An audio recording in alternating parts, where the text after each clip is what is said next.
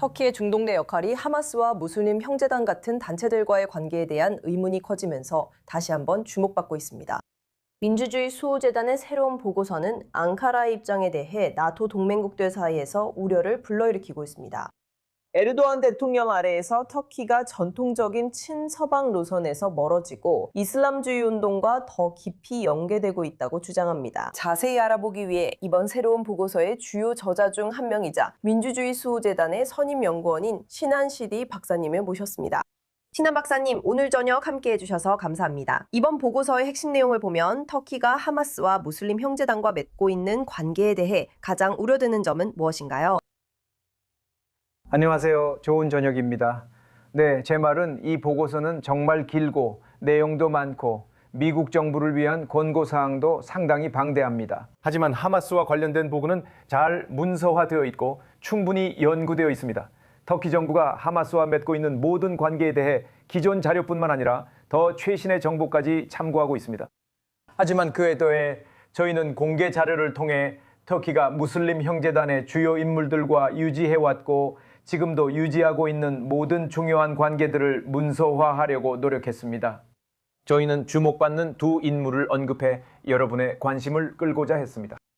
저희는 무슬림 형제단의 고위 지도자 중 한 명인 예멘 국적의 인물이 있는데 그는 사망할 때까지 터키에 거주할 수 있었고 형제단의 이념적 서사 발전에 중요한 역할을 하고 연루되어 있었습니다. 그는 오사마 빈 라덴의 사상적 배경에 영향을 준 사상가로 여겨질 정도였습니다. 그리고 또 다른 인물은 그의 형제가 과거 안와르 사다트 암살과 연관되어 있었습니다.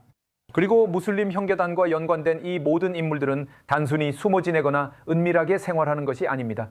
그들은 터키 정부의 보호 아래 대낮에 공개된 거주지에서 그리고 전국 곳곳에서 아무런 방해 없이 생활하거나 생활해 왔습니다. 하지만 터키는 나토 회원국입니다. 서방 여러 국가가 테러 조직으로 지정한 단체들과 동맹국이 연관된 것은 얼마나 드문 일인가요? 또 이런 상황이 나토 회원국인 터키에는 어떤 의미가 있나요?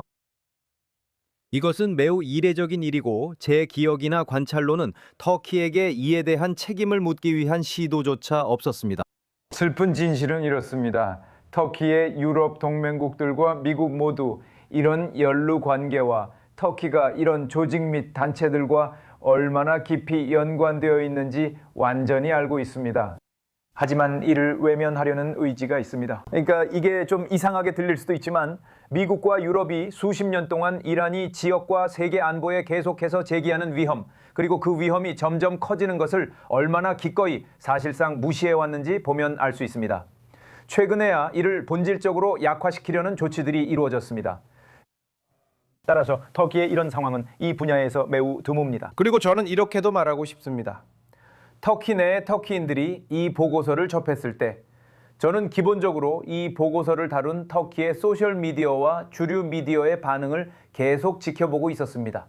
그리고 터키 정부가 무슬림 형제단과 그 파생 조직 같은 지하디스트 및 테러 단체들과의 얽힘과 관계를 가능하게 했음에도 불구하고 터키 내에서는 정부의 의문을 제기하기보다는 정부와 에르도안에게 책임을 묻고 어떻게 우리에게 이런 일을 할 수 있느냐고 따지기보다는 이 사실을 지적한 이곳의 단체에게 모든 화살과 증오가 쏟아지고 있습니다. 터키의 많은 시민들이 문제의 근원을 책임지게 하기보다는 소위 말하는 전달자에게 화살을 돌리고 싶어 한다는 것은 꽤 이례적이고 놀라운 일입니다. 자, 문제의 근원을 책임지게 한다는 말이 나와서 말인데요. 미국과 같은 서방 국가들이 이런 문제에 눈을 감고 있을 때 그들이 터키에 더 많은 조치를 취하도록 압박하거나 심지어 터키가 나토에서 탈퇴하도록 압박하려면 어떤 일이 필요할까요? 그렇다면 터키가 서방 국가들이 계속 눈 감게 할 만큼 어떤 이점을 제공하나요? 제 말은 터키를 나토에서 내보내는 건 애초에 불가능하다는 겁니다. 나토 회원국이 되면 한 번 들어가면 끝입니다. 그런 절차 자체가 없어요. 대부분의 유럽 국가들은 에르도안에게 책임을 묻고 이런 일들을 멈추라고 말하는 걸 매우 꺼려합니다. 왜냐하면 터키는 기본적으로 동맹과 범대서양 동맹, 특히 유럽 동맹국들에게 이주민 유입을 통제하지 않겠다고 위협하거든요. 그리고 단속도 하지 않겠다고 합니다. 그리고 워싱턴에서는 지금까지도 저로서는 이해할 수 없는 이상한 이유로 트럼프 행정부가 터키의 복잡한 문제들을 눈 감아주거나 최소한 본질적으로 그냥 한쪽에 치워두려고 합니다. 이란 갈등만 봐도 그렇죠. 우리는 트럼프 대통령이 미국 동맹국들과 나토 동맹국들이 이란의 이슬람 공화국을 약화시키기 위해 아무것도 하지 않는다고 비판하는 모습을 봤죠. 그들이 역할을 다하지 않고 있습니다.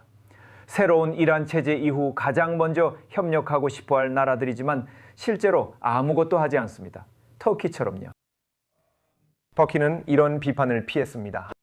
하지만 반대로 보면 터키는 전쟁 노력에 꼭 필요한 것은 아니더라도 도움이 될 수 있는 상당한 자산을 가지고 있습니다. 예를 들어 터키의 상당한 해군력을 보세요. 터키가 보유한 대규모 기뢰 제거 작전을 보면 이 작전은 사실상 호르무즈 해협에서의 항해의 자유를 보장할 수 있습니다. 또한 터키는 이런 일을 위해 자산을 전혀 활용하지 않습니다. 하지만 한편으로 우리는 터키가 미국에 계속해서 F-35 전투기나 자국산 5세대 전투기용 엔진 같은 것들을 요구하는 데 지쳤습니다. 그들은 제재 해제를 원합니다. 그리고 우리는 트럼프 행정부가 세계에서 이란 제재를 가장 크게 위반한 사건인 할크방크 사건을 없애버리는 것도 보았습니다. 그리고 그 대가로 터키는 외무장관을 여기저기 보내면서 이란에 대한 이른바 전쟁 선동을 끝내는 데 관심 있는 척하는 것 외에는 실제로 아무것도 하지 않고 있습니다. 매우 유익한 보고서였으며 앞으로 더 많은 관심을 받길 바랍니다. 신한시대 박사님, 오늘 i24 뉴스 잉글리시에서 이야기해 주셔서 감사합니다. 초대해 주셔서 감사합니다.